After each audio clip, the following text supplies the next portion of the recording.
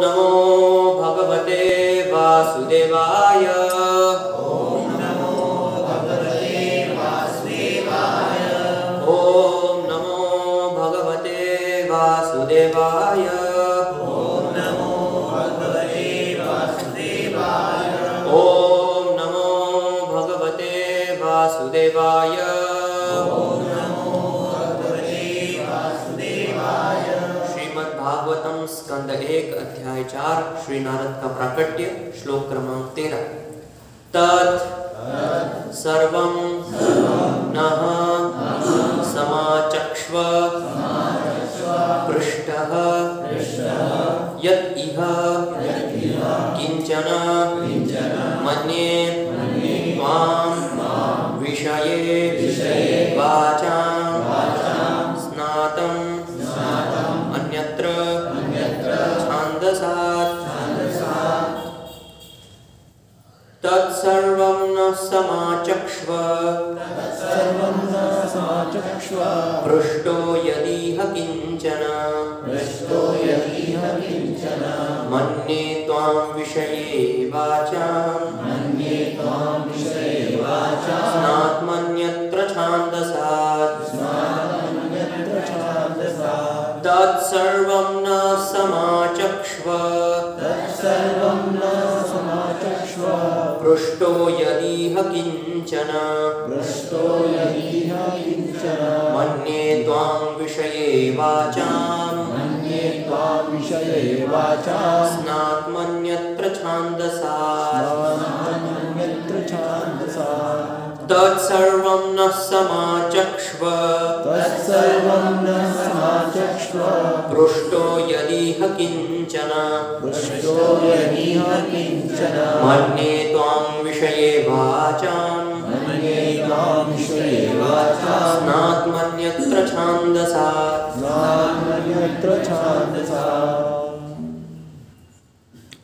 तत्सर्वं नः समाचक्ष्व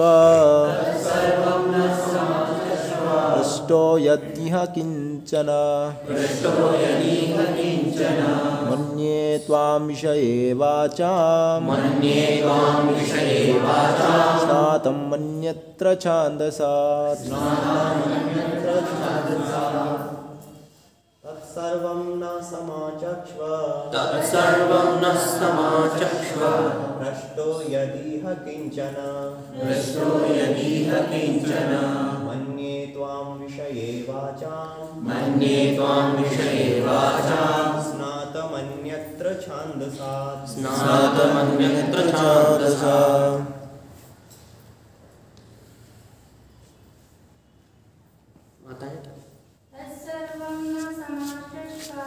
तत्सर्वं न समाचक्ष्व पृष्ठो यदीह किंचन मन्ये त्वां विषये वाचां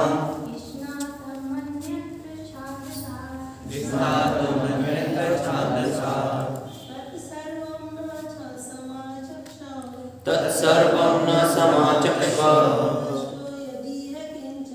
पृष्ठो यदीह किंचन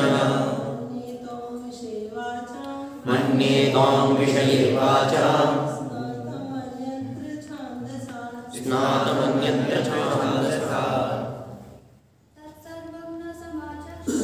तत्सर्वं न समाचक्ष्व पृष्ठो यदीह किंचन मन्ये त्वां विषये वाचां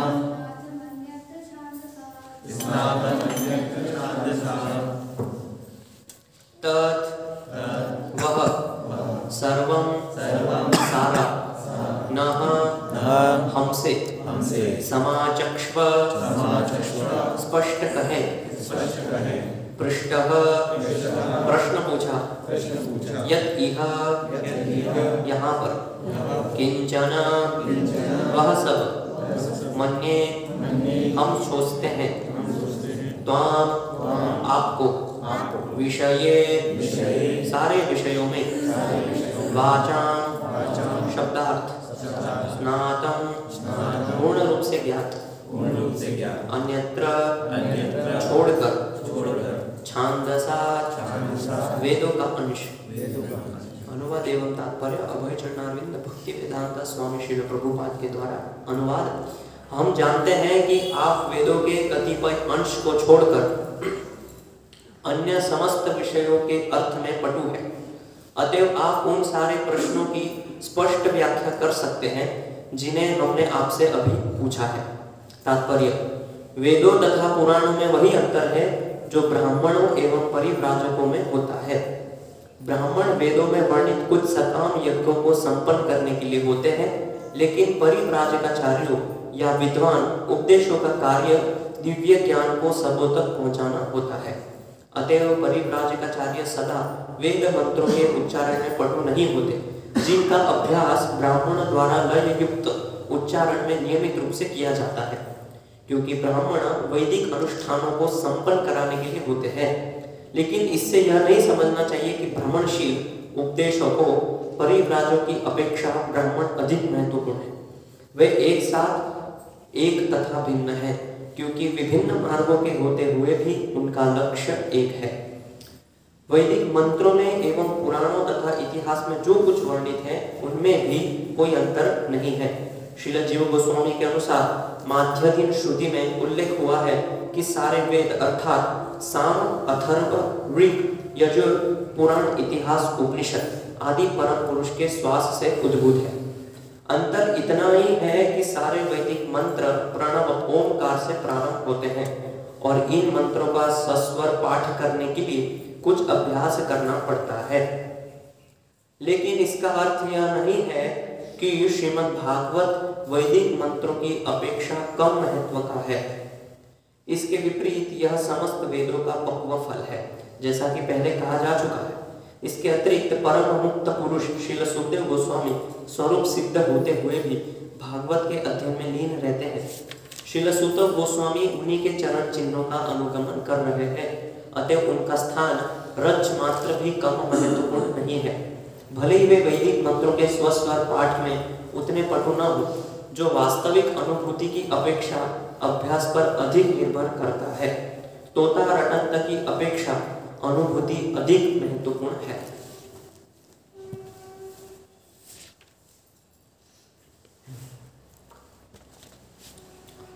ओम ज्ञानतिमिरन्धस्य ज्ञानञ्जनशलाकया चक्षुरुन्मीलितं येन तस्मै श्री गुरवे नमः। श्री चैतन्यमनोभीष्टं स्थापितं येन भूतले स्वयं रूपः कदा मह्यं ददाति स्वपदान्तिकम्।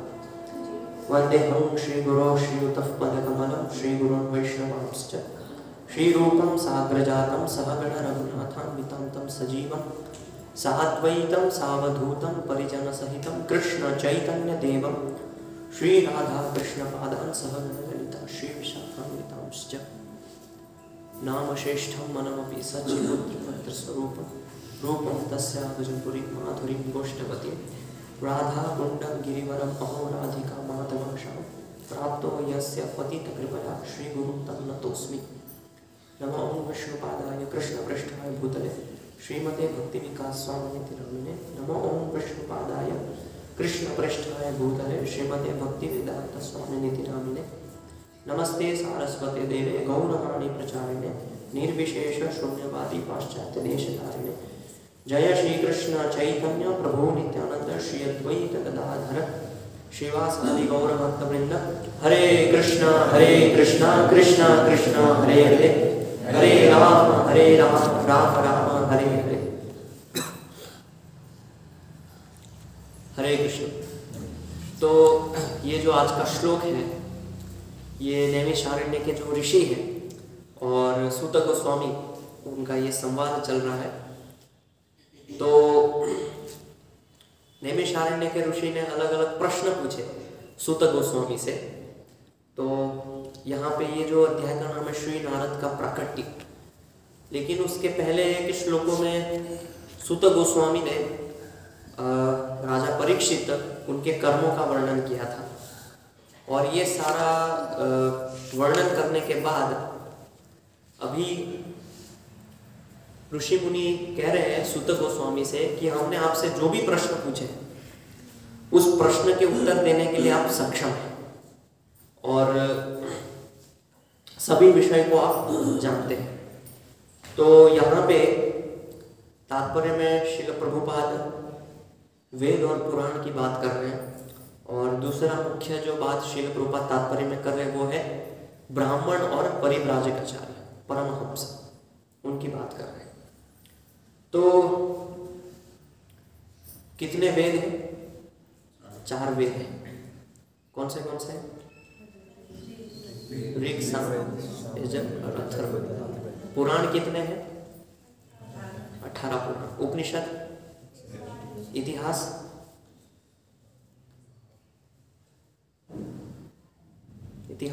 क्या है? रामायण महाभारत। यस, कॉन्फिडेंस होना चाहिए। तो ये पूरा वैदिक वांग्मय है, इसको वैदिक शास्त्र बोलते हैं। 18 पुराण, 108 उपनिषद, 4 वेद और फिर इतिहास, रामायण और महाभारत। तो यहाँ पे श्रील प्रभुपाद बात कर रहे हैं ब्राह्मणों की। तो ब्राह्मण के कर्तव्य बता रहे हैं कि पहले वैदिक समय में जो ब्राह्मण होते थे वो शास्त्र में बहुत पारंगत होते थे, यानी कि उनको 18 वेद, 18 पुराण, 4 वेद और 108 उपनिषद, उसमें वो लोग दक्ष होते थे, पटु। और उनका मुख्य कार्य होता था श्लोकों का पारायण, उच्चारण करना, ये उनके मुख्य कर्तव्य थे। और उसके विपरीत एक वर्ग था परिव्राजकाचार्य, जो कि भ्रमण करते हैं। तो वो शास्त्र में इतना दक्ष नहीं होते हैं और श्लोकों का उच्चारण करने में इतने दक्ष नहीं होते हैं, लेकिन उनका कार्य होता है समाज में भ्रमण करके लोगों को शास्त्र का उपदेश देना, घोषणा करना। तो उसको कहते हैं परिव्राजकाचार्य या परमहंस।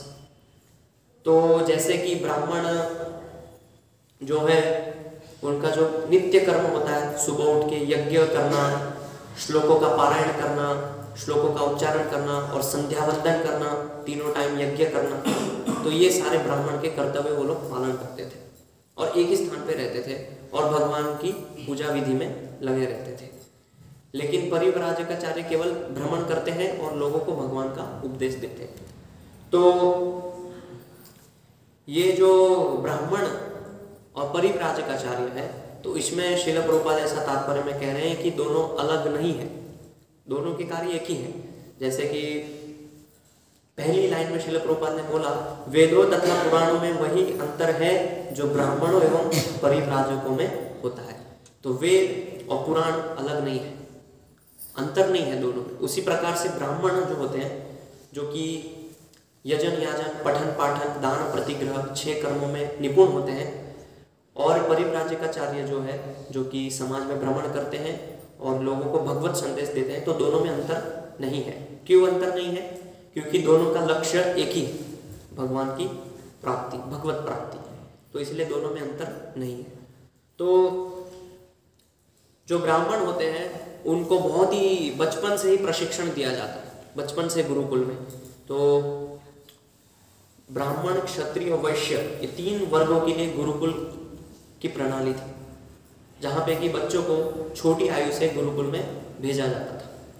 और जब उनको गुरुकुल में भेजा जाता था तो अलग अलग ब्राह्मणों में भी अलग अलग बुद्धि होती है, उस बुद्धि के अनुसार उनको अलग अलग वेद में प्रशिक्षित किया जाता था, उनकी बुद्धि के अनुसार। तो इसीलिए पहले जब सभा होती थी या कुछ न्याय करना होता था, तो अलग अलग ब्राह्मणों की सभा होती थी। उसमें कुछ 12 ब्राह्मण एकत्रित होते थे, और उस 12 ब्राह्मणों में से भी कोई पुराण में एक्सपर्ट होता था, कोई जो है 2 वेद में एक्सपर्ट होता था, कुछ ब्राह्मण जो है 4 वेद में एक्सपर्ट होते थे। तो ऐसे अलग अलग लोगों को अलग अलग चीज़ में प्रशिक्षण दिया जाता था। और उसमें भी बचपन में वो जब उनका उपनयन संस्कार किया जाता है, तो उनको विशेष रूप से वेदों का प्रशिक्षण दिया जाता था कि वेदों का उच्चारण कैसे करना है और कैसे उसको लय में बोलना है, कितने अलग अलग छंद है, और फिर मीटर में कैसे बोलना है। तो ये सब प्रशिक्षण दिया जाता था। तो ये ब्राह्मण और परिव्राजकाचार्य में ये अंतर है। तो ऐसा वर्णन है महाभारत में कि जब बालकों को बचपन में गुरुकुल में भेजा जाता था, तो 5 वर्ष की आयु से उनका प्रशिक्षण आरंभ होता था वेद पढ़ने के लिए। तो उसमें सर्वप्रथम उनको श्रीमद् भगवद गीता, श्रीमद् भागवत और फिर जो 4 वेद हैं उसमें प्रशिक्षण दिया जाता था। उसके अतिरिक्त फिर अगर वो उसमें प्रशिक्षित हो गए तो फिर जो 108 उपनिषद है, 18 पुराण है, उसमें उनको प्रशिक्षण दिया जाता था। तो प्रशिक्षण में क्या सिखाते थे? तत्व ज्ञान नहीं सिखाते थे, पहले सिखाते थे बस इसको याद करो, शास्त्र के जो भी श्लोक है उसका पारायण करो, तो पारायण कराते थे। और पारायण कैसे कराते थे? तो सुबह उठते हैं बच्चे लोग और फिर उठते से ही संध्या वंदन करके ब्रह्म मुहूर्त में वो लोग स्नान इत्यादि करके पारायण करने के लिए बैठ जाते हैं। और उसमें वो लोग पूरे वेद के वेद पारायण करते हैं, पूरे पुराण के पुराण वो लोग याद करते हैं। फिर उसके बाद दोपहर को मध्याह्न में फिर वो लोग पारायण करते हैं, उसके बाद फिर संध्या को। तो ऐसे 3 बार एक ही श्लोक और को बार बार रिपीट करते थे, एक ही वेद को, तो उनको याद हो जाता था। जैसे विष्णु सहस्त्र नाम है, पुरुष सूक्त है। फिर कैसे याद कराते थे? जैसे भगवत गीता मान लीजिए किसी को याद करना है तो ऐसे प्रशिक्षण होता था पहले। तो भगवत गीता का जो पहला श्लोक है, धर्म क्षेत्रे कुरुक्षेत्रे, तो ये प्रथम श्लोक है। और आखिरी श्लोक क्या है? यत्र योगेश्वर कृष्ण यत्र पार्थो धर्म, ये आखिरी श्लोक है। तो जब वो बहुत प्रशिक्षित हो जाते थे तो उनको उल्टा पारायण करना था, पीछे से आगे तारना है, ऐसा भी प्रशिक्षण दिया जाता था। तो अभी हमारे बच्चों को ऐसा प्रशिक्षण कैसे दे सकते हैं? वो तभी संभव है जब दिमाग में कोई कचरा नहीं है। अगर हम सोचें कि अभी मेरे बच्चे को ऐसा मैं प्रशिक्षण दूं, संभव नहीं है। पहले बचपन से ही माता पिता उनको गुरुकुल में भेजते थे और ऐसा प्रशिक्षण देते थे उन लोग को। तो एक घटना है, एक बार मैं उडुपी यात्रा गया था अभी कुछ समय पहले। तो वहाँ पे उडुपी में मंदिर में एक छोटा सा बालक था, धीरज जितना, बहुत छोटा बालक। तो मोबाइल लेके कुछ पढ़ रहा था और उसके हाथ में कुछ पुस्तक थी, श्लोक उच्चारण कर रहा था। तो मैंने उस बालक से पूछा कि आप क्या कर रहे हैं? तो उसका उत्तर सुन के मैं बहुत आश्चर्यचकित हुआ। वो बोला कि मेरे गुरु ऑनलाइन कक्षा ले रहे हैं और वो मुझे वेद सिखा रहे हैं और मैं उसका उच्चारण कर रहा हूँ। बहुत छोटा बालक, 3-4 साल का, और वो अकेला बैठा हुआ है, माता पिता नहीं है। मोबाइल में गुरु जो है प्रशिक्षण दे रहे हैं और वैदिक वेशभूषा में, कोई पैंट शर्ट नहीं, कुछ नहीं। गुरु जो है वो भी धोती कुर्ता पहने हैं, बालक भी धोती कुर्ता में है। तो ऐसे उनको प्रशिक्षण दिया जा रहा है। तो ये देख के मुझे बहुत आश्चर्य हुआ। लेकिन ये अभी संस्कृति धीरे धीरे नष्ट हो रही है, ब्राह्मणों की संस्कृति। तो ऐसा प्रशिक्षण दिया जाता था। फिर दक्षिण भारत में आप देखें तो वहाँ पे जो संस्कृति है, विशेष रूप से दक्षिण भारत में, तो वहाँ पे ब्राह्मणा जो है, दक्षिण भारत में अधिकतर ब्राह्मणा जो है उनको ये सब चीज़ें याद रहती है। आप उनको पूछिए, पुरुष सूक्त याद है, विष्णु सहस्त्र नाम याद है, वेदों के श्लोक याद है, सब कुछ याद है। लेकिन हमारे इस क्षेत्र में, नॉर्थ के क्षेत्र में, हमारे ब्राह्मण को कुछ नहीं आता। खाली नाम के ब्राह्मण है, पेट आगे बढ़ा रहता है, वो भोजन करते रहते हैं, दक्षिणा लेते हैं बस। तो ये संस्कृति अभी भी आप जाएंगे दक्षिण भारत में है, अभी कुछ क्षेत्रों में बची हुई है। और ये भी एक दूसरी संस्कृति मैंने वहाँ देखी दक्षिण भारत में। मैं 1 साल था तो वहाँ पे ये भी संस्कृति देखने में आई कि वहाँ पे जो बच्चे भले वो स्कूल में जा रहे हैं या बाहर पढ़ाई कर रहे हैं, लेकिन जब उनके उत्सव होते हैं तो उसमें वो लोग बच्चों को प्रशिक्षण देते हैं। जैसे भगवान की पालकी उठाना है, उत्तरी पहनना है, सिले हुए वस्त्र नहीं पहनना है, तिलक लगाना है, श्लोकों का उच्चारण करना है। तो वो लोग स्कूल भी जा रहे हैं, लेकिन ये साथ साथ में उनका प्रशिक्षण भी हो रहा है। तो दोनों चीज़ अभी भी वहाँ के माता पिता जो है बच्चों को संस्कार देते हैं। ये हमारी जो संस्कृति है वो नष्ट नहीं होनी चाहिए। तो दक्षिण भारत के गुरुकुल में हम लोग गए थे, तो वहाँ पे हमने पूछा कि यहाँ पे आप कैसे प्रशिक्षित करते हैं बच्चों को। तो उन्होंने कहा कि सबसे पहले जब बच्चा आता है हमारे पास प्रशिक्षण लेने के लिए, तो हमारी एक शर्त है कि आने वाले 1 साल तक बच्चा कुछ भी आर्गुमेंट नहीं करेगा, कुछ भी नहीं बोलेगा, जैसा गुरु बोलेगा ऐसा करना है। क्यों करना है, कैसा करना है, कोई प्रश्न नहीं, बस गुरु ने बोला और आपको करना है, ये कंडीशन है। तभी आपका बच्चा जो है यहाँ पे प्रशिक्षण ले सकता है, ये कंडीशन थी। अभी जब हम यहाँ कुछ सिखाते तो 10 प्रश्न आते हैं, गुरु जी ऐसा क्यों करना है, आपने ऐसा क्यों बोला, ऐसा क्यों करना है। तो पहले ये ट्रेनिंग देते थे कि पहले जो बोला है उसको सुनो, उसके बाद 1 साल के बाद अगर आपके कोई प्रश्न है तो आप डायरी में लिख के रखिए। जो भी प्रश्न इकट्ठे होते थे वो फिर गुरु से पूछते थे। अभी भी वो संस्कृति है। और प्रातःकालीन उठ के सबसे पहले गुरु को नमस्कार करना, ये ब्राह्मणों की संस्कृति बता रहा हूँ। अभी हम परिव्राजकाचार्य के लक्षण क्या है वो बाद में चर्चा करेंगे। अभी पहले ब्राह्मण कौन होते हैं उनको हम समझे। तो ब्राह्मण में भी अलग अलग बुद्धि के स्तर के अलग अलग लोग होते हैं। कुछ ब्राह्मण होते हैं जो यज्ञ करने में बहुत निपुण होते हैं, यज्ञ कैसे करना है। तो ऐसा नहीं है कि ब्राह्मणों को गणित नहीं आता है, यज्ञ करने के लिए गणित बहुत आवश्यक है, वैदिक मैथ्स, वैदिक गणित। तो हमारा जो गुरुकुल है नंदग्राम, वहाँ पे हम बच्चों को वैदिक गणित सिखाते हैं। और बहुत सारे बच्चों को तो ज्योतिष भी आता है। अभी जब मैं लास्ट टाइम नंदग्राम विजिट किया तो परस में जितने बच्चे मेरे पास आए और बोले कि प्रभु जी आपको, मतलब चुनौतीपूर्वक बोले कि प्रभु जी आपको द्वादशी का पारायण कैसे समय निकालना आपको आता है। मैंने कहा नहीं, मैं तो मोबाइल में देखता हूँ। बोले हम आपको सिखाएंगे कि समय कैसे निकालते हैं पारायण का। तो उन्होंने पूरा कुछ गणना किया, कुछ नक्षत्र देखे और फिर पता नहीं क्या क्या किया। तो बोला प्रभु जी ये समय है। तो उनके लिए बहुत सरल था। तो मैंने उनसे पूछा कि आप कैसे ये कर रहे हो। तो उन्होंने कहा कि हमको प्रभु जी लोग वैदिक गणित सिखाते हैं, उसके आधार पे हम लोग ज्योतिष सीख रहे हैं और फिर धीरे धीरे समय, नक्षत्र, काल, परिस्थिति ये सब हम सीख रहे हैं। तो ये भी जरूरी है ब्राह्मणों के लिए।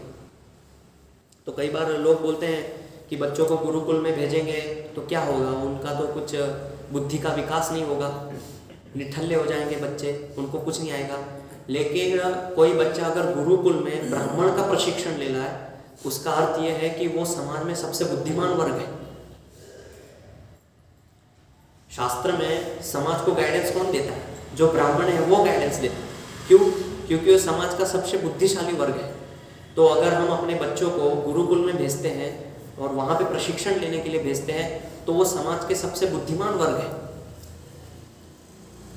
लेकिन हमें ऐसा लगता है कि इसको डिग्री प्राप्त नहीं होगी, ये स्कूल कॉलेज नहीं जाएगा तो इसका बुद्धि का विकास सही से नहीं होगा, ये इंग्लिश नहीं बोल पाएगा, और इंग्लिश नहीं बोलेगा तो फिर बाहर समाज में कैसे रहेगा। ऐसा नहीं है। मेरा खुद का उदाहरण, मैं खुद 7वीं कक्षा पढ़ा हूँ, कोई इंग्लिश मीडियम कुछ नहीं, गुजराती मीडियम में पढ़ा हूँ और बहुत ही सामान्य मतलब एजुकेशन था, ऐसा कोई बहुत उच्च एजुकेशन नहीं था। लेकिन जब गुरुकुल में गया तो वहाँ सब इंग्लिश, संस्कृत, व्याकरण और फिर वैदिक गणित ये सब सीखने को मिला। तो ऐसा लोगों के अंदर ये धारणा बनाई गई है लोगों के अंदर कि गुरुकुल में कोई प्रशिक्षण लेने जा रहा है बच्चा तो यानी कि वो माता पिता सक्षम नहीं है उसको एजुकेशन देने के लिए और बचना चाहते हैं, इसलिए उनको गुरुकुल भेज रहे हैं। ऐसी धारणा बनाई गई है लोगों के अंदर कि इसके ये पेरेंट्स के पास पैसा नहीं है, ये डिग्री नहीं दिलवाना चाहते, एजुकेशन में पैसा खर्च करना नहीं चाहते, इसलिए गुरुकुल भेज दिया, बचना चाहते हैं। तो ये सब धारणा से हमें बचना चाहिए। गुरुकुल बहुत महत्वपूर्ण है, ये ब्राह्मणत्व का प्रशिक्षण। और ये जो ब्राह्मण का प्रशिक्षण है वो हर बच्चे को हम दे सकते हैं, क्योंकि भगवान भगवद गीता में बोलते हैं गुण कर्म विभागश, कि वो जो गुण है ब्राह्मण के वो हम विकसित कर सकते हैं उसके अंदर। कैसे विकसित कर सकते हैं? जब वो गुरुकुल जाएगा तो गुरु उसको सिखाएंगे कि भगवद गीता का पारायण करो, इसका पारायण करो, सुबह जल्दी उठो, गुरु को नमस्कार करो। तो ऐसे धीरे धीरे उसका प्रशिक्षण होगा तो उसके अंदर जो ब्राह्मण की क्वालिटी है वो डेवलप होगी धीरे धीरे। इसीलिए गुरुकुल आवश्यक है, ब्राह्मणत्व का जो एक समाज है उसको बचाने के लिए। अगर गुरुकुल नहीं है, गुरुकुल अगर नष्ट हो जाएंगे तो ब्राह्मणत्व की जो संस्कृति है वो पूरी नष्ट हो जाएगी। और ब्राह्मणत्व की संस्कृति अगर नष्ट हो गई तो समाज में बुद्धिमान वर्ग नहीं बचेगा और फिर लोग शूद्र के अनुसार कार्य करेंगे, ऐसा होगा। तो इसीलिए ब्राह्मणों का आवश्यक है प्रशिक्षण। और तो ये जो संस्कृति है इसको बचाने का प्रयास हमें करना चाहिए। कम से कम हम अपने बच्चों को ऐसा प्रशिक्षित करें ऐसे कार्यों में कि उनको श्लोका रिसाइट करवाना या फिर भगवत गीता के कुछ श्लोक याद कराना महत्वपूर्ण जो प्रचार के लिए आवश्यक है, ब्रह्म संहिता याद करवाना। तो ऐसे धीरे धीरे हम भी अपने बच्चों के अंदर वो ब्राह्मणत्व का गुण प्रकट कर सकते हैं। शुद्धता का ध्यान रखना, लेफ्ट हैंड से नहीं खाना है, राइट हैंड से खाना है, पनिशमेंट देना, दंड देना बच्चों को। तो पहले वैदिक समय में बच्चों को बहुत दंड दिया जाता था। कुछ भी अगर गलती कर रहे हैं, कुछ भी अशुद्धि उन्होंने फैलाई, तुरंत दंड देते थे। तो एक गुरुकुल में मैंने विजिट किया था, तो वहाँ पे एक बालक से मैंने पूछा कि यहाँ पे दंड कैसे दिया जाता है। तो वो बालक ने बताया कि जब हम अपनी सेवा करने से चूक जाते हैं, गुरु ने हमें कोई सेवा दी, अगर वो सेवा हम नहीं करते हैं तो पूरा दिन हमको प्रसाद नहीं दिया जाता है, फास्टिंग। और उस दिन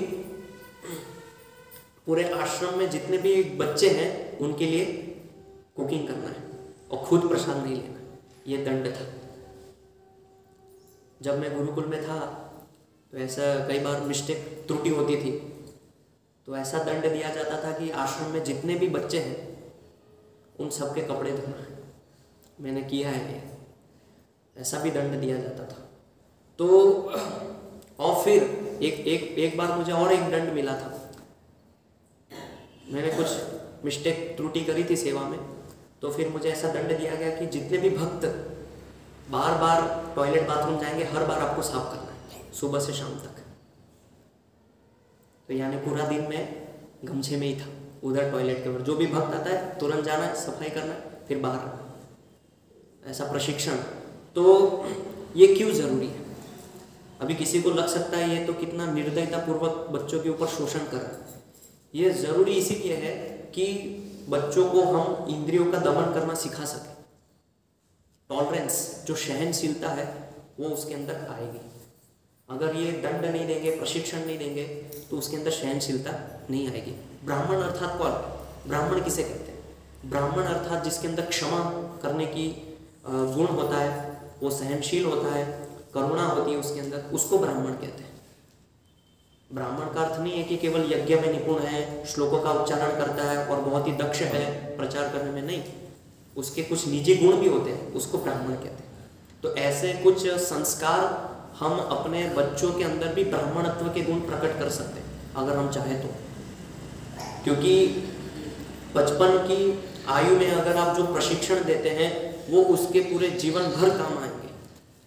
अभी आपको भले ऐसा लग सकता है कि ये छोटा बालक है, बच्चा है, अभी जाने देते हैं, छोड़ देते हैं, लेकिन अगर आपने उसको अभी छोड़ दिया तो पूरे जीवन भर वो कभी नहीं सुधर पाएगा। इसीलिए ज़रूरी है बचपन की आयु से उसको प्रशिक्षण देना, ब्राह्मणत्व के गुण, सत्य बोलना हमेशा। जब भी झूठ बोले तुरंत दंडित करना, सत्य बोलने के लिए उसको शिक्षा देना कि सत्य बोलना क्यों ज़रूरी है। उसके लिए उसको कथा सुनाना, कुछ स्टोरीज बताना, फिर जो है अनावश्यक रूप से जीवों की हिंसा नहीं करना।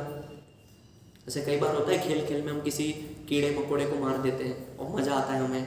जैसे कोई तितली घूमती है तो तितली को पकड़ के उसकी पाँख काट देते हैं, तो बच्चों को मज़ा आता है। ये सब मैंने गुरुकुल में देखा, इसलिए बता रहा हूँ। तो ऐसे कई बार बच्चों को अच्छा लगता है मारने, तो अनावश्यक रूप से हिंसा नहीं करना, ये इसके लिए सिखाना कि वो भी एक जीव है। तो ऐसे अलग अलग क्वालिटीज़ जो है ब्राह्मणों की, वो सिखाना घर में, और वो कार्य माता का कार्य है। तो ये है ब्राह्मण। तो इसके साथ साथ, शास्त्रों के साथ साथ उसके चरित्र का निर्माण करना। शास्त्र में तो आप उसको निपुण बना देंगे, लेकिन उसके चरित्र का अगर निर्माण नहीं है तो फिर वो शास्त्र में जो आपने प्रशिक्षण दिया वो कुछ काम का नहीं है।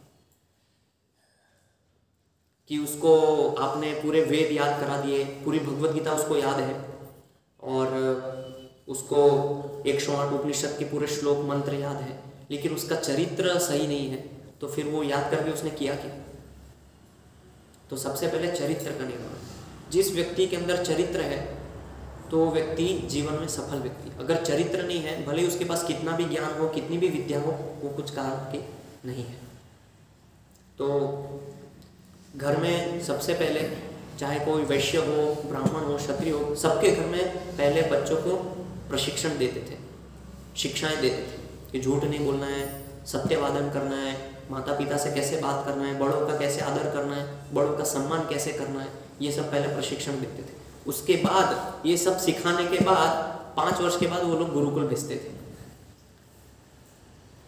5 वर्ष की आयु तक पहले प्रशिक्षण देते थे, घर में कैसे खुद का कार्य खुद करना है और सब नैतिक शिक्षाएं सिखाते थे। उसके बाद वो लोग गुरुकुल भेजते थे, अभी वो योग्य है गुरुकुल जाने के। तो ये सब हमें प्रशिक्षण देना चाहिए हमारे बच्चों को। तो उसमें ऐसा नहीं सोचना चाहिए कि क्या होगा मेरा बच्चा अगर मैं ऐसे उसको दंडित करूँगा, शिक्षा दूंगा तो फिर उसको बुरा लगेगा, वो रोएगा। तो ये सब विचार नहीं करना चाहिए। ये अभी आयु है प्रशिक्षण देने की। हम अपने बच्चों को एक तरह से देखा जाए तो ये वैष्णव है। श्रील प्रभुपाद अपने शिष्यों को बोले कि ये जो हमारे आने वाले बच्चे हैं ये हमारे भविष्य के लीडर्स हैं। ये जो वैष्णव बच्चे जो है ये भविष्य के लीडर्स हैं और ये लीडर कैसे बनेंगे ये हमारे हाथ में है। ये वैष्णव जो संप्रदाय है, वैष्णव समाज है, ये वैष्णव समाज को आगे लेके जाने वाले ये बच्चे हैं जो आगे ले जाएंगे।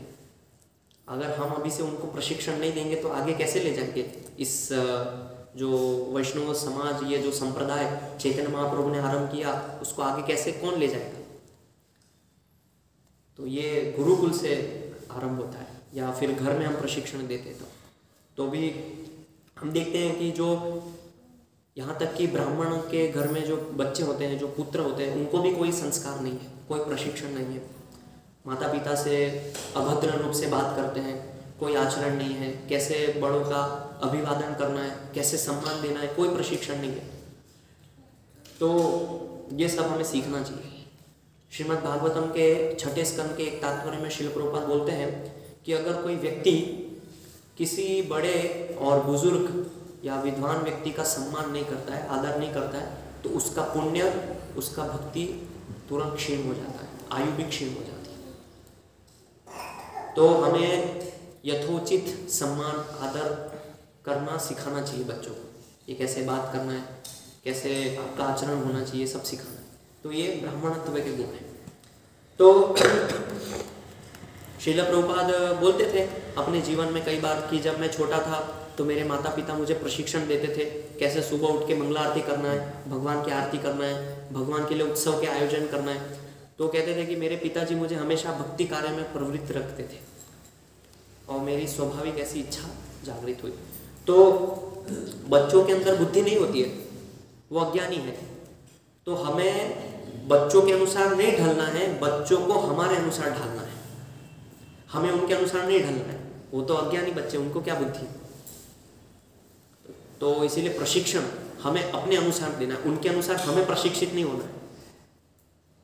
तो ये सब चीज़ों का ध्यान रखना चाहिए। तो उससे क्या होगा कि धीरे धीरे आपको फायदा होगा, आपको बेनिफिट होगा, उससे समाज का बेनिफिट होगा। तो बहुत सारा उसमें बेनिफिट होगा अगर आप प्रशिक्षण देंगे तो बचपन में थोड़ा हमें कठोरता से जो है प्रशिक्षण देना चाहिए, बहुत ही कठोर रूप से। तो फिर धीरे धीरे वो लोग सीखेंगे। तो ये है ब्राह्मणत्व के कुछ गुण, कुछ कार्य होते हैं। तो ब्राह्मण के कार्य है समाशीलता, दया और इंद्रियों का दमन करना, मन को दमित करना और दूसरों के प्रति करुणा, दूसरों के प्रति दया, शास्त्र में निपुण है, यज्ञ करने में निपुण है, यज्ञ करने में दक्ष है, हर कार्य में वो दक्ष है, उसको कहते हैं ब्राह्मण। और ब्राह्मण के अंदर तो ब्राह्मण के 8 प्रकार बताए गए शास्त्र में, महाभारत में ब्राह्मण के 8 प्रकार हैं। तो वो 8 प्रकार बताए गए हैं और फिर उसकी व्याख्या बताई गई है कि 8 प्रकार के जो ब्राह्मण हैं उसमें कौन कौन आते हैं। तो सबसे पहले बताया गया मात्र, ये एक प्रकार के ब्राह्मण होते हैं, मात्र। तो उसकी व्याख्या है कि ऐसे ब्राह्मण जो जाति से ब्राह्मण है लेकिन वे कर्म से ब्राह्मण नहीं है, उन्हें मात्र कहा गया है। ब्राह्मण कुल में जन्म लेने से कोई ब्राह्मण नहीं कहलाता। बहुत से ब्राह्मण ब्राह्मणोच्योति, उपनयन संस्कार और वैदिक कर्मों से दूर है तो वैसे मात्र है। उनमें से कुछ तो यह भी नहीं है, वे बस शूद्र है, वे तरह तरह के देवी देवताओं की पूजा करते हैं और रात्रि के क्रियाकरण में लिप्त रहते हैं, वे सभी राक्षस धर्मी भी हो सकते हैं। तो ये एक प्रकार के ब्राह्मण हैं जो कि ब्राह्मण कुल में जन्म लिया है। हम बोलते तो हैं कि ये ब्राह्मण कुल में जन्म लिया लेकिन ब्राह्मण के कार्य नहीं करता है, तो उसको बोलते क्या है? तो उसको बोलते हैं मात्र ब्राह्मण। तो ब्राह्मण है लेकिन कार्य नहीं है। और जो संस्कार, उपनयन संस्कार, ब्राह्मणों में अलग अलग संस्कार बताए गए, वो संस्कार उन लोग ने पालन नहीं किए, उससे काफ़ी दूर है, तो ब्राह्मण कुछ काम के नहीं है, केवल मात्र नाम के। फिर एक वर्ग आता है ब्राह्मण। ये जो 8 प्रकार के वर्ग हैं ब्राह्मण में, उसमें दूसरा वर्ग आता है ब्राह्मण वर्ग।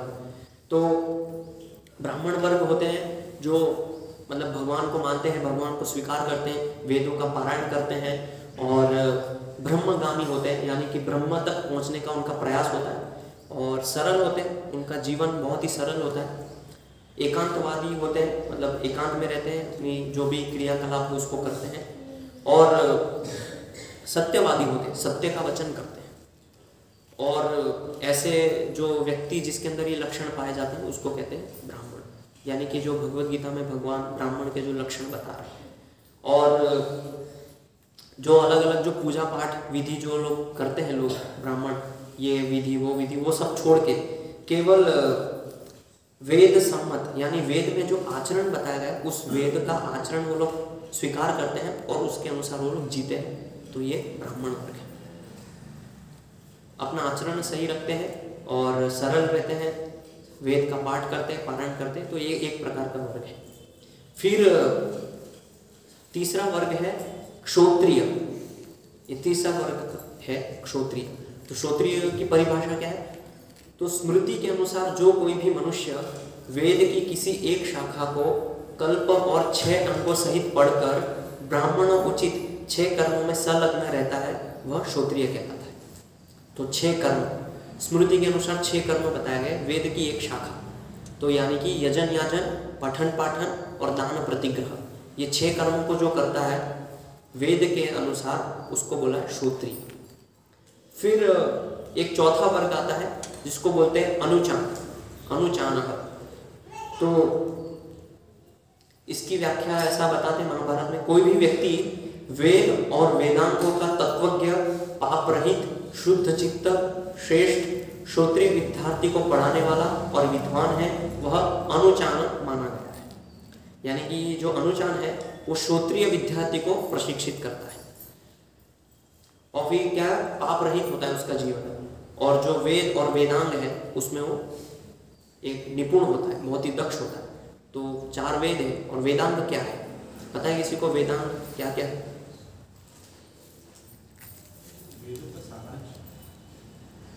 वेद के अंदर अलग अलग विषय की चर्चा की है, उसको वेदांग बोलते हैं। तो छंद, निरुक्ति, कल्प, ज्योतिष, व्याकरण, तो ये अलग अलग विषयों पे वेदों के अंदर चर्चा की, उसको वेदांग बोलते हैं। ये वेदों के अंग है अलग अलग, तो उसमें वो लोग बहुत ही दक्ष रहते हैं, उसको बोलते हैं अनुचान। और ये सब दक्षता प्राप्त करने पे क्या करते हैं वो लोग? क्षोत्रिय जो विद्यार्थी है उनको प्रशिक्षित करते हैं। फिर एक होता है भ्रूण। तो भ्रूण कौन होते हैं? तो अनुचान के समस्त गुणों से युक्त होकर केवल यज्ञ और स्वाध्याय में ही संलग्न रहता है और इंद्रिय संयम जो करता है उसको भ्रूण कहा गया है। तो क्या करते हैं? जो अनुचान, यानी कि जो अनुचान के जो लक्षण है, यानी कि वेद और वेदांग में दक्षता प्राप्त करना और सारे गुणों से जब युक्त होता है और केवल यज्ञ और स्वाध्याय करता है, तो ऐसे ब्राह्मणों को भ्रूण कहा है और इंद्रिय संयमन करता है। फिर ऋषिकल्प, ये एक प्रकार का वर्ग है ऋषिकल्प। तो ऋषिकल्प कौन होते हैं? जो कोई भी व्यक्ति सभी वेदों, स्मृतियों और लौकिक विषयों का ज्ञान प्राप्त कर मन और इंद्रियों को वश में करके आश्रम में सदा ब्रह्मचार्य का पालन करते हुए निवास करता है, उसे ऋषिकल्प कहा जाता है। जिसमें सामान्यतः इस्कॉन में जो ब्रह्मचारी है वो इस वर्ग में आते हैं। कैसे? तो इसमें बताया जो सम्यक आहार और लौकिक विषयों का ज्ञान, तो प्रचार के लिए हमें कई बार लौकिक विषय भी जानना पड़ता है जिससे हम प्रचार कर पाए। और फिर इंद्रियों को वश में करना और आश्रम में रहते हुए ब्रह्मचर्य का पालन करना। तो ये जो वर्तमान में हम देखते हैं कि ब्रह्मचारी ये सब जो पालन करते हैं तो उनको कहा गया ऋषि कल्प। फिर 7वां वर्ग है ऋषि। तो ऋषि की व्याख्या क्या है? ऐसे व्यक्ति जो सम्यक आहार विहार आदि करते हुए ब्रह्मचारी रह के संशय और संदेह से परे है, जिसके श्राप और अनुग्रह फलित होने लगे हैं, उस सत्य प्रतिज्ञ और समर्थ व्यक्ति को ऋषि कहा गया।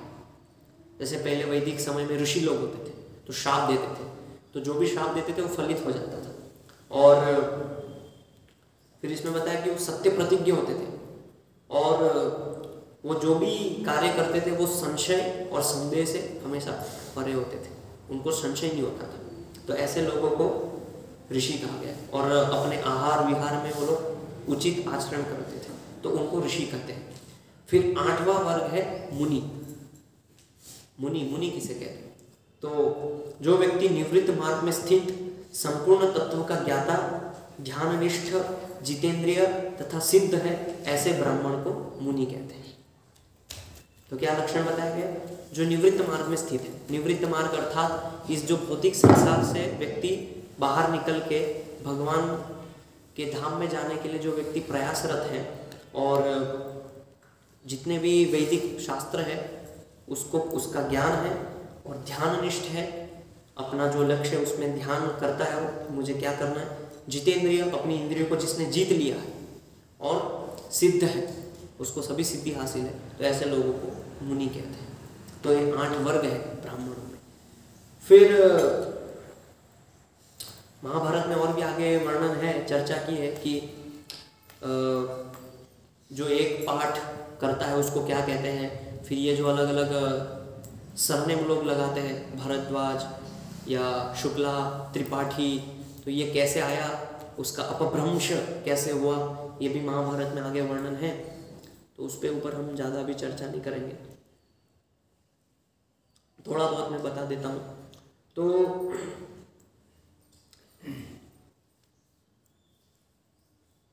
ऐसा बताते हैं कि ये तो 8 प्रकार के ब्राह्मण हैं, लेकिन उसके अतिरिक्त भी बहुत सारे ब्राह्मण के अलग अलग हम देखते हैं सरनेम है, उसका अपभ्रंश है। लेकिन जो मुख्य 8 है वो ये है, उसके अंतर्गत इर्द गिर्द कुछ और भी समाज में देखने को मिलते हैं। तो उसमें बताया गया कि सबसे पहले ब्राह्मण शब्द का प्रयोग अथर्ववेद के उच्चारण करता ऋषियों के लिए किया गया था। जो अथर्ववेद का उच्चारण करते हैं तो ये जो ब्राह्मण शब्द है उनके लिए प्रयोग किया गया था। और फिर प्रत्येक वेद को समझने के लिए ग्रंथ लिखे गए, उन्हें भी ब्राह्मण साहित्य कहा गया है। ब्राह्मण का तब किसी जाति या समाज से नहीं था। तो पहले कोई व्यक्ति अगर वेद में प्रशिक्षित होता है या पारंगत होता है तो उसको ब्राह्मण कहा गया। लेकिन अभी वर्तमान समय में क्या उल्टा है, किसी समाज का व्यक्ति है, किसी जाति का व्यक्ति है तो ये ब्राह्मण है। लेकिन पहले ऐसा नहीं था कि ये कौन से समाज से कौन से जाति से, ऐसा नहीं था। जिसको भी प्रशिक्षण प्राप्त हुआ है वो ब्राह्मण है, अगर उसके अंदर ब्राह्मणत्व के गुण हैं। तो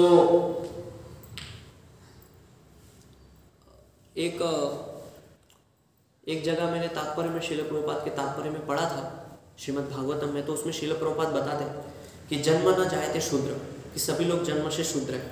तो इसको कैसे समझेंगे? तो हम देखते हैं कि समाज में ब्राह्मण भी है, शूद्र भी है, तो क्या सभी शूद्र हैं? तो उसकी व्याख्या में श्रील प्रभुपाद बताते हैं कि जो व्यक्ति यानी कि परेशान है, मन नियंत्रित नहीं है, हमेशा चिंतित है, अपने विषयों के प्रति जो चिंतित रहता है, तो वो व्यक्ति शूद्र है। यानी कि जो हमेशा रोता रहता है वो व्यक्ति शूद्र है। अगर कोई ब्राह्मण है जो सभी विधि विधान का पालन कर रहा है, उसके अंदर सभी संस्कार भी है, लेकिन अगर वो उसके अंदर ये सब लक्षण है कि वो मन से विचलित है, परेशान है, इंद्रिया वश में नहीं है, तो फिर वो शूद्र है। लेकिन उसके विपरीत कोई व्यक्ति जो है, भले ही वो शूद्र है लेकिन वो हमेशा प्रसन्नचित है और सम्यक आचरण कर रहा है, तो ब्राह्मण है। तो ये परिभाषा। तो ऐसे हम ये जो लोग कहते हैं कि हम तो ब्राह्मण परिवार से, ब्राह्मण समाज से, लेकिन हम देखते हैं आजकल तो सब लोग रोते ही रहते हैं, पैसा कहाँ से आएगा, अभी घर चलाना है, तो फिर ज़्यादा दक्षिणा मांगेंगे लोगों से, फिर ज़्यादा पैसा आएगा तो हम फिर उससे अपना घर चलाएंगे, तो हमेशा परेशान में ही रहते हैं, तो फिर वो सभी शूद्र ही है। भले वो ब्राह्मण बाहरी रूप से आचरण कर रहे हैं, लेकिन एक प्रकार से वो लोग शूद्र ही है। तो ये बताया गया है। तो एक वेद को पढ़ने वाला ब्राह्मण को पाठक कहा गया है। जो एक वेद को पढ़ता है उसको पाठक कहते हैं। जो हम कहते हैं पाठक, आप सबने सुना होगा ऐसे सरनेम लोग, लेकिन अभी कौन एक वेद कोई पढ़ता है? कोई नहीं पढ़ता है। लोगों को तो भगवत गीता भी याद नहीं, तो एक वेद की तो बात ही छोड़ी, फिर भी वो लोग सरनेम है पाठक। तो ये सब अपभ्रंश यानी कि उसका टूटा हुआ रूप है। तो पहले जो व्यक्ति वेद को केवल एक वेद को याद करता था, उसके अनुसार आचरण करता था, उसको याद कर लिया तो उसको बोलते थे ये पाठक है, पाठक। तो ये संस्कृत में कहा है। फिर जो दो वेद को पढ़ता था तो द्विवेदी, द्विवेदी यानी संस्कृत में द्वि यानी दो, वेदी यानी वेद को धारण करने वाला, वेद को पढ़ने वाला। फिर धीरे धीरे कालांतर में जब उसका अपभ्रंश हुआ तो उसको कहते दुबे, दुबे जी को। लेकिन दो वेद का ज्ञान नहीं है तो ये उसका अपभ्रंश है। तो ये सब संस्कृत में था। त्रिपाठी, त्रिपाठी यानी त्रि यानी तीन, पाठ, तीन वेदों को जो पाठ करता है उसको त्रिपाठी कहते हैं। तो जैसे मैंने बताया ना कि पहले जब ब्राह्मणों की सभा लगती थी तो उसमें त्रिपाठी होते थे, द्विपाठी होते थे, यानी कि जो दो वेदों को जिसका पूरा नॉलेज है केवल दो वेद में। फिर त्रिपाठी जिसको केवल तीन वेद का ज्ञान है। तो ऐसे ब्राह्मण लोग एकत्रित होते थे, उसके आधार पे वो लोग निर्णय लेते थे। लेकिन अभी दुबे बस नाम के दुबे जी रहे हैं सब। फिर तीन वेद को त्रिपाठी कहते थे और फिर त्रिवेदी पहले बोलते थे लोग, त्रिवेदी। अभी फिर त्रिपाठी हुआ, फिर जब कालांतर में धीरे धीरे जब उसका अपभ्रंश हुआ तो फिर वो हो गया तिवारी जी। ये सब अपभ्रंश है, टूटा हुआ रूप है उसका। तो ये तिवारी जी है, लेकिन तीन वेद का कोई ज्ञान नहीं है, कोई नॉलेज नहीं। फिर चार वेद का जिसको ज्ञान होता था, जो चार वेद पढ़ते थे, ऋग, साम, यजुर और अथर्व, चारों वेदों का ज्ञान होता, तो होते चतुर्वेदी, है ना, चतुर्वेदी। तो फिर वो क्या हो गया? चौबेदी, अपभ्रंश हो गया उसका। लेकिन वो ये चार वेद का कोई ज्ञान नहीं है।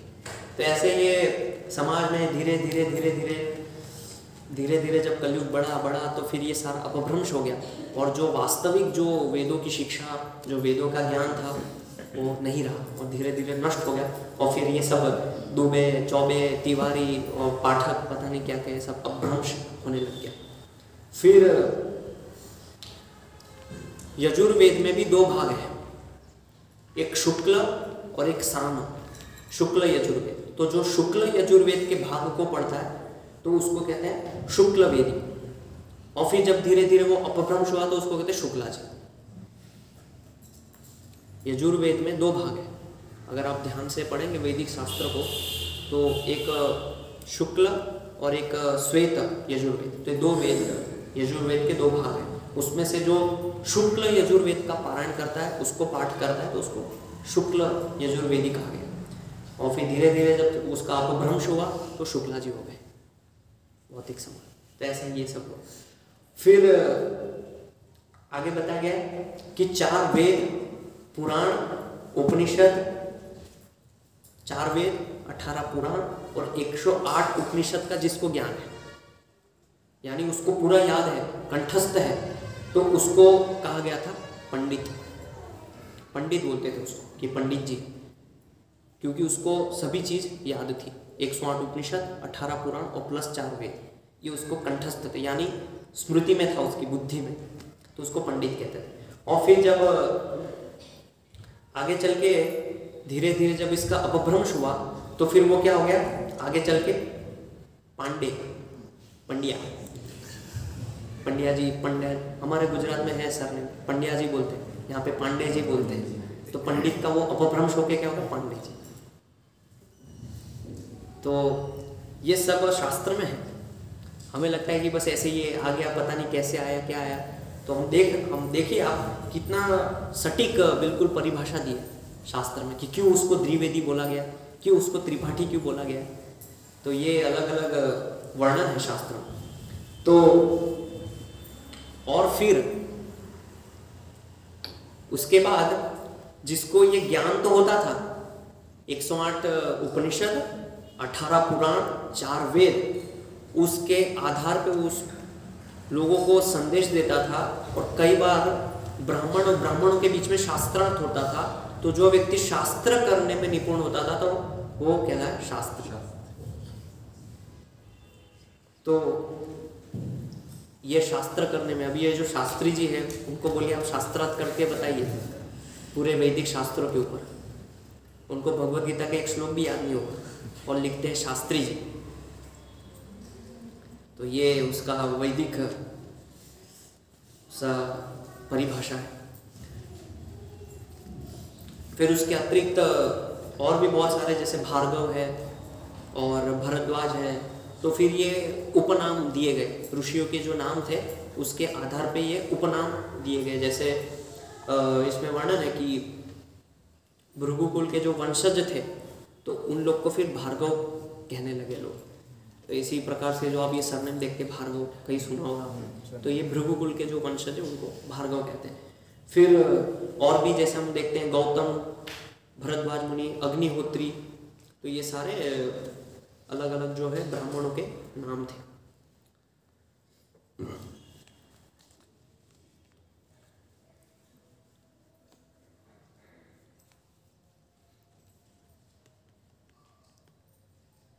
और फिर उसमें भी जो सबसे ब्राह्मणों में जो श्रेष्ठ ब्राह्मण बताया गया गोत्र से, तो वो है शांडिल्य।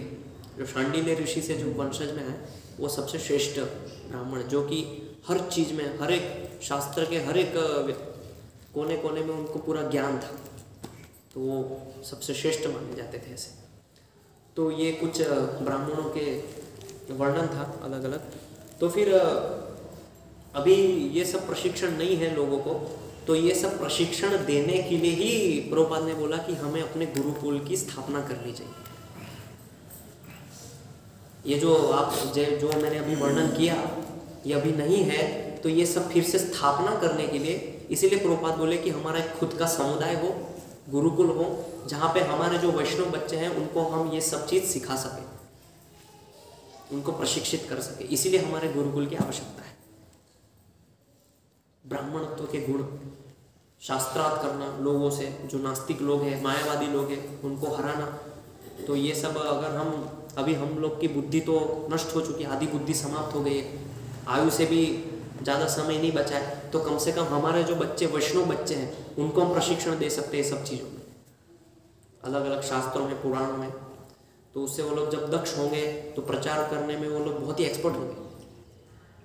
तो जैसे कि भक्ति सिद्धांत महाराज जब छोटे थे तो 7 वर्ष की आयु में उन्होंने पूरी भगवद गीता याद कर ली थी, 700 श्लोक 7 वर्ष की आयु में।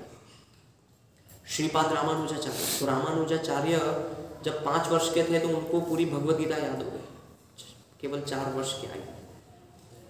अभी तो हमारे बच्चों को ध्यान से वो प्रभुपाद का प्रणाम मंत्र भी नहीं आता है, भगवान को प्रणाम कैसे करते वो भी नहीं आता है। परस में मंगलाचरण आता है आपको? पूरा नहीं आता है, याद करो। तो ऐसे ये सब सीखना है हमें। तो ऐसा नहीं, ये कोई नई चीज़ है। आप जाइए दक्षिण भारत में, तमिलनाडु में विशेष रूप से, मैं तो वहाँ रहा हूँ, तो मैंने देखा है कि वहाँ अभी भी ये संस्कृति बची है, कुछ जगह बची है, लेकिन वहाँ पे भी अभी ये जो वैदिक सभ्यता है वो धीरे धीरे नष्ट हो रही है। जिस तरह से आधुनिक सभ्यता बढ़ रही है तो ये सारी चीज़ें नष्ट हो रही है। तो इससे परिणाम ये होगा कि हम प्रशिक्षण देंगे तो हम एक शुद्ध चरित्र वाले बच्चों का निर्माण कर सकेंगे। तो जिसका चरित्र शुद्ध होगा, जिसकी बुद्धि शुद्ध होगी, वो बहुत ही सम्यक रूप से प्रचार करेगा। और जब वो प्रचार करेगा तो केवल उसके आचरण से लोग प्रभावित होंगे। बोलने की बात तो दूर, जो वो आचरण करेगा उससे ही लोग प्रभावित होंगे। उसके अंदर जो शुद्धि होगी, जो तेज होगा, उससे ही लोग आकर्षित होंगे। और जब वो प्रचार करेगा तो छोड़ ही दीजिए बात उसकी, फिर तो लोग उसके चरण में गिर जाएंगे। तो ऐसे पहले होता था वैदिक काल में कि जब ब्राह्मण लोग शास्त्रार्थ करते थे तो शास्त्रार्थ करने के बाद जो हारता था वो ब्राह्मण की शरण लेता था। तो ऐसे हमें प्रशिक्षित करना है ब्राह्मण। हालांकि ये सभी के लिए संभव नहीं है, लेकिन फिर भी हमें प्रयास करना चाहिए। कुछ रुचि उनके अंदर हम ऐसे उत्पन्न करें शास्त्रों के प्रति, और वैदिक ये जो शास्त्र है उसमें कुछ उनकी रुचि उत्पन्न हो, ऐसा प्रयास हमें करना चाहिए, जिससे वो लोग धीरे धीरे आगे चल के क्या होंगे, परिव्राजकाचार्य बने। तो ब्राह्मण से क्या बनना है, परिव्राजकाचार्य। परिव्राजकाचार्य यानी जो भ्रमण करते हैं, जैसे शील प्रभुपाद जो पूरे विदेश में गए, पहले उन्होंने प्रशिक्षण लिया अपने गुरु से, सुना गुरु से, उसके बाद वो परिव्राजकाचार्य बन के पूरे विदेश में उन्होंने भ्रमण किया और कृष्ण भक्ति का प्रचार किया। तो हमारे जो गौड़ीय वैष्णव संप्रदाय जो है, वैष्णव समाज में, इसको हम किस तरह से बोलते हैं, गोष्ठ्यानंदी और भजनानंदी। ये जो यहाँ पे बात की है ब्राह्मण और परिव्राजकाचार्य, तो हम उसको बोलते हैं गोष्ठ्यानंदी और भजनानंदी। तो गोष्ठ्यानंदी यानी कि जो भगवान के घोषणा का प्रचार करते हैं, भगवान के संदेश को प्रचार करते हैं, तो उसको बोलते हैं परिव्राजकाचार्य। तो आप देखिए जितने भी संप्रदाय है, 4 संप्रदाय जो है उसमें गोष्ठ्यानंदी भी है और भजनानंदी भी है, जो एक स्थान पे बैठ के अपना स्वाध्याय, भजन, भगवान की भक्ति करते थे, और एक वर्ग के लोग थे जो केवल प्रचार करते थे। तो जैसे आपके वल्लभ संप्रदाय जो है, वल्लभाचार्य जी, तो वल्लभ संप्रदाय में भी कुछ परिव्राजकाचार्य थे, कुछ ब्राह्मण वर्ग के जो लोग थे जो भगवान की भक्ति भजन करते थे। तो उन लोग को जो भजन करते थे उनकी भाषा में वो लोग बोलते उसको अष्टछाप, अष्टछाप बोलते हैं। हमारी भाषा में गौड़ीय वैष्णव संप्रदाय में हम लोग उसको बाबा जी बोलते हैं, जैसे गौर किशोरदास बाबा जी, वंशीदास बाबा जी, ऐसे बहुत सारे बाबा जी हुए जो अपनी भक्ति करते थे और भगवान की भक्ति में लीन रहते थे और अपना कार्य करते थे। फिर तो वल्लभ संप्रदाय में जैसे वल्लभाचार्य जी हैं और विठलेश है जो कि उनके पुत्र है, और फिर पुरुषोत्तम आचार्य है, हरि राय जी है। ये कुछ मुख्य प्रोमिनेंट मुख्य आचार्य है जो केवल प्रचार करते थे भगवान के नामों का, प्रीचिंग, केवल प्रीचिंग। भक्ति भी करते थे, अपना खुद का स्वाध्याय वगैरह, लेकिन प्रचार पे ज़्यादा ध्यान देते थे। और फिर सूरदास जो थे वो वल्लभ संप्रदाय के भजनानंदी थे, तो एक उनके संप्रदाय में मुख्य आचार्य सूरदास जी। और भी हैं बहुत सारे मुख्य, लेकिन उनमें से एक मुख्य है। फिर हम देखते हैं मध्व संप्रदाय। तो मध्व संप्रदाय में भी आप जाएंगे तो कुछ भजनानंदी है, कुछ गोष्ठ्यानंदी है जो केवल प्रचार, परिव्राज की तरह भ्रमण करते हैं, प्रचार करते हैं, जैसे मध्वाचार्य है। और फिर आप अपना जो गुरु शिष्य परंपरा का जो भजन है उसमें आप देखिए व्यास तीर्थ का नाम है, नरहरि तीर्थ है, वादीराज है। तो ये सब लोग मुख्य आचार्य थे जो प्रचार करते थे। और फिर भजनानंदी कौन थे, कनकदास, पुरंदरदास, विष्णुपुरी दास। तो ये लोग जो थे केवल भजन करते थे। तो आप मध्व संप्रदाय में जाएंगे, उनसे पूछेंगे कि आपके भजनानंदी भक्त कौन थे, तो बताएंगे कनकदास, बहुत ही प्रसिद्ध भगवान के भक्त थे जो केवल भगवान का भजन करते थे। तो उनके संप्रदाय में उनको बोलते हैं दास संप्रदाय। जैसे हम लोग बाबा जी बोलते हैं, तो मध्व संप्रदाय में लोग उसको दास संप्रदाय बोलते हैं, कनकदास, पुरंदरदास। तो कनकदास तो बहुत ही प्रसिद्ध भगवान के भक्त थे। उडुपी में आप जाएंगे, उडुपी कृष्ण जो कि मध्वाचार्य ने वहाँ पे कृष्ण की स्थापना की। तो कनकदास जो है उनको मंदिर में प्रवेश करने नहीं दिया जाता था क्योंकि वो निम्न परिवार से थे। तो जब वो भजन करते थे तो भगवान के मंदिर के पीछे भजन करते थे, लेकिन भगवान ने उनका भजन सुन के जो विग्रह है वो पूरा उल्टी डायरेक्शन में चले गए। अभी भी आप जाएंगे तो भगवान मुड़ गए, पूरा उल्टा हो गए थे इनको दर्शन देने के लिए। तो जैसे हम दर्शन करते हैं तो भगवान के सामने हमारा फेस होता है, लेकिन कनकदास जो भगवान के पीछे रह के भजन करते थे मंदिर के बाहर, तो भगवान पूरा 360 डिग्री उल्टा हो गया उनको दर्शन देने के। तो आज भी भगवान के दर्शन इसी प्रकार से होते। तो ये कनकदास वो भगवान का भजन करते थे। और भी बहुत सारे लोग हैं। फिर जो मुख्य मध्व संप्रदाय में जिन्होंने प्रचार किया मध्वाचार्य जाने के बाद, तो नाथ मुनि, व्यास मुनि और वादीराज तीर्थ, ये 3 मुनित्रय बोलते हैं जिन्होंने पूरे मध्व संप्रदाय की जो शिक्षा है उनको प्रचारित किया।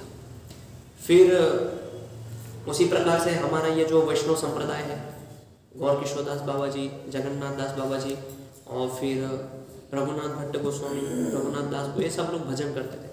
परिव्राजकाचार्य रूप सनातन जीव, तो ये लोग जिन्होंने बुक्स लिखा, पूरा कार्य किया, प्रीचिंग किया लोगों को। और फिर भक्ति सिद्धांत महाराज, शील प्रभुपाद और भक्ति विनोद ठाकुर, तो ये लोग पूरा प्रीचिंग करते थे, तो इनको परिव्राजकाचार्य। तो ये पहले से ही है, लेकिन दोनों अलग नहीं है, दोनों का गोल उद्देश्य एक ही है, भगवत प्राप्ति। तो इसीलिए यहाँ पे शील प्रभुपाद कह रहे हैं कि वेद और पुराण में कोई अंतर नहीं है, उसी प्रकार ब्राह्मण और परिव्राजका में कोई अंतर नहीं है। तो भले ही परिव्राजकाचार्य जो है इतने एक्सपर्ट नहीं है श्लोक रिसाइट करने में, उच्चारण करने में, लेकिन वो एक्सपर्ट है लोगों को संदेश देने में भगवान का। तो इसमें शील प्रभुपाद आखिरी में लिख रहे तात्पर्य में कि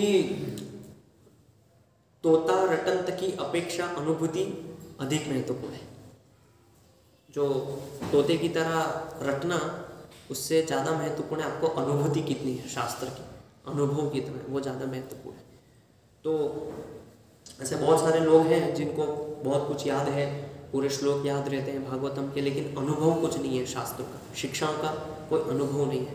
तो वो अनुभूति करना, वो सीखने के बाद अपने जीवन में पालन करना, वो ज़्यादा महत्वपूर्ण है। तो शील प्रभुपाद के जीवन में हम देखते हैं कि वो इतना एक्सपर्ट नहीं थे श्लोक उच्चारण करने में या यज्ञ करने में, लेकिन दक्ष थे प्रचार करने में। तो लोग, और उनका अनुभव बहुत था शास्त्रों का। तो ऐसे ही हम को ये भी ध्यान रखना चाहिए कि ये सब जो भी हम शिक्षा अगर हमारे बच्चों को दे रहे, तो उसके पीछे उद्देश्य है भगवत प्राप्ति कराना, उद्देश्य से कभी विचलित नहीं होना चाहिए। तो ऐसे ही एक कथा है छोटी सी। तो शंकराचार्य जो थे, उनके समय की ये घटना है। शंकराचार्य के समय में एक गुरुकुल था, वहाँ पे वो विद्यार्थी को प्रशिक्षण देते थे, अलग अलग श्लोकों में, वेदों में उनको पारंगत कराते थे। तो उनके यहाँ कुछ विद्यार्थी जाते थे, पढ़ते थे। तो उसमें से एक विद्यार्थी का नाम था तोतक, तो बहुत ही प्रसिद्ध है ये, अगर आप देखेंगे तो बहुत ही प्रसिद्ध घटना है। तोतक नाम था उनका। तो जो कि उनकी बुद्धि उतनी तीक्ष्ण नहीं थी, वो शास्त्रों को इतना नहीं समझ पाते थे, और जब भी वो स्कूल में जाते हैं बच्चों के साथ बैठते, तो लोग बच्चे उनका मजाक उड़ाते थे। शंकराचार्य समझाते थे कि नहीं, ये भी छात्र हैं, प्रशिक्षण लेने आए हैं, तो आप उनका मजाक मत उड़ाइए। तो जो तोतक थे वो शंकराचार्य के आश्रम की सफाई करते थे, और निम्न जो सेवाएं रहती है उसमें लगाते थे, गुरु के वस्त्र धोना, गुरु को सर्विंग करना। तो शंकराचार्य उनकी सेवा से बहुत प्रसन्न थे, और जब ये सेवा कर रहे थे तो बाकी अन्य विद्यार्थीगण स्वाध्याय कर रहे हैं, श्लोकों का पारायण कर रहे हैं, बहुत ही एक्सपर्ट। तो एक बार शंकराचार्य का कक्षा का समय हो गया और वहाँ पे सब विद्यार्थी उपस्थित हो गए। तो शंकराचार्य ने पूछा कि वो तोतक कहाँ है, मेरा शिष्य।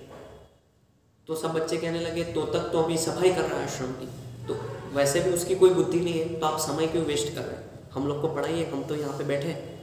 तो शंकराचार्य ने कहा, नहीं, जब तक वो नहीं आएगा तब तक मैं कक्षा आरंभ नहीं करूँगा, मेरे लिए सभी छात्र समान हैं।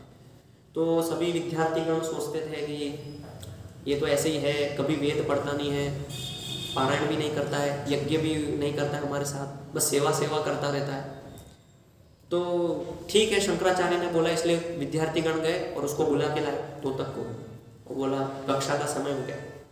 तो जब कक्षा का समय हुआ तो शंकराचार्य ने कुछ गृह कार्य दिया था विद्यार्थी को कि आपको ये वेद में से ये याद करना है। तो अभी तोतक को तो ये सब नहीं आता था, वो तो बस बैठा और गुरु जो बोला उसको सुनता था ध्यानपूर्वक और गुरु की सेवा करता था। तो काफ़ी विद्यार्थी उनका मजाक उड़ाने लगे। फिर शंकराचार्य ने पूछा, तोतक आप कुछ बोलना चाहेंगे? तो फिर उन्होंने पूरा अष्टकम लिखा शंकराचार्य के लिए, और वो आज भी प्रसिद्ध है, तोतकाष्टकम। आप गूगल पे सर्च कीजिए, बिना कुछ पढ़े बिना कुछ किए उन्होंने पूरा अष्टकम की रचना की।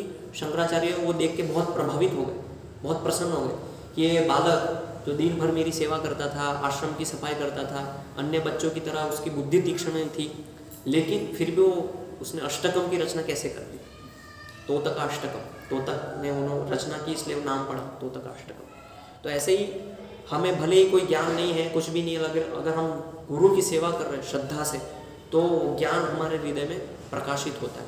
तो हमें ऐसा लगता है कि कैसे होगा, लेकिन वो होता है। गुरु वो कृपा करते हैं, ज्ञान हमारे हृदय में प्रकाशित होता है। इसलिए हम गाते हैं ना, दिव्य ज्ञान हृदय प्रकाशित हो। तो जो दिव्य ज्ञान वो गुरु हमारे हृदय में प्रकाशित करते हैं। तो इसलिए अनुभूति बहुत आवश्यक है। कोई भी कार्य जब हम कर रहे हैं, सेवा कर रहे हैं, तो उसमें हमारा अनुभूति करना, उस चीज़ को रियलाइज करना, शास्त्र की शिक्षाओं को, वो बहुत महत्वपूर्ण है। हरे कृष्ण। श्रील प्रभुपाद की जय। श्रीमद् भागवतम की जय। किसी का कोई प्रश्न जिज्ञासा तो पूछ सकते हैं।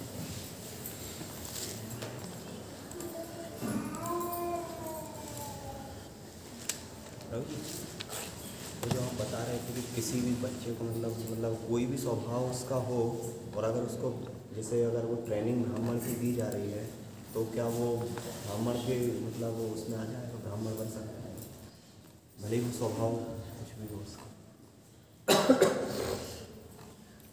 अगर उसको हम प्रशिक्षण दे रहे हैं, जैसे कि ब्राह्मण, क्षत्रिय, वैश्य 3 वर्ग के लोगों को प्रशिक्षण दिया जाता है गुरुकुल। तो गुरुकुल किस लिए? ब्राह्मणों के लिए। अभी वैश्य तो ब्राह्मण नहीं है, लेकिन शास्त्र के अनुसार केवल ये 3 वर्गों को बताया गया कि जो गुरुकुल जा सकते हैं, शूद्रों के लिए नहीं। तो अगर उनको प्रशिक्षण दे रहे हैं और वो स्वभाव उनके अंदर डेवलप हो रहा है, उनके अंदर वो रुचि है वेद को जानना, समझना और तीक्ष्ण बुद्धि से शास्त्रार्थ करना, तो ब्राह्मण कहलाएंगे। क्योंकि ट्रेनिंग से उनका गुण वो मतलब प्रसारित हो रहा है ना उनके अंदर धीरे धीरे।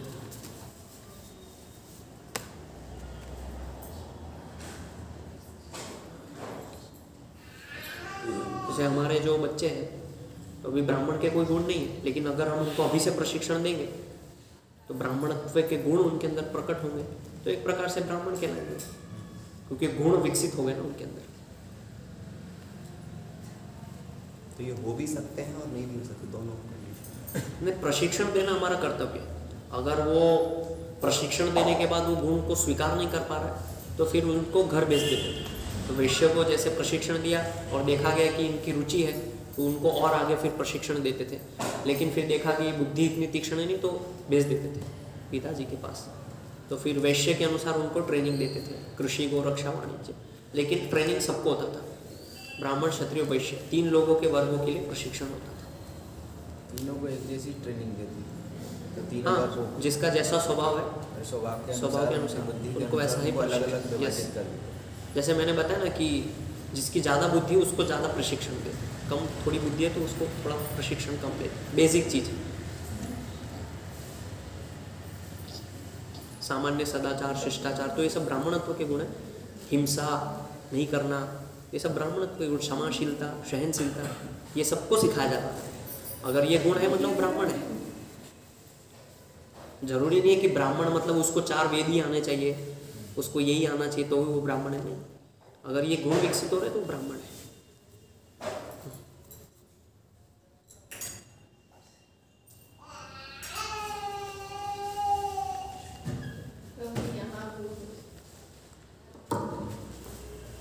यहाँ गुरुकुल तो घर में ही गुरुकुल होना चाहिए। माताओं का जो प्रशिक्षण है वो विशेष प्रशिक्षण। मैं तो यहाँ प्रशिक्षण दूंगा तो मुझे क्या पता है घर में वो लोग क्या कर रहे हैं। जो घर का जो प्रशिक्षण है वास्तव में वो प्रशिक्षण है। गुरुकुल अर्थात कि हर समय गुरु के साथ रहना चाहिए।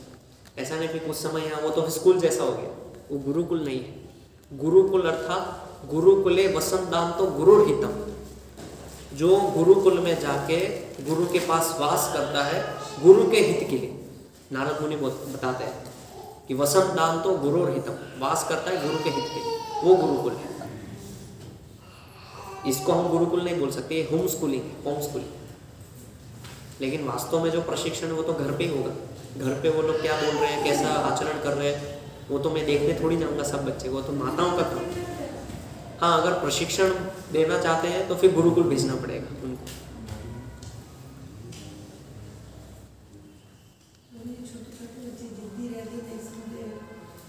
सभी बच्चे जिद्दी रहते हैं बचपन से। उनको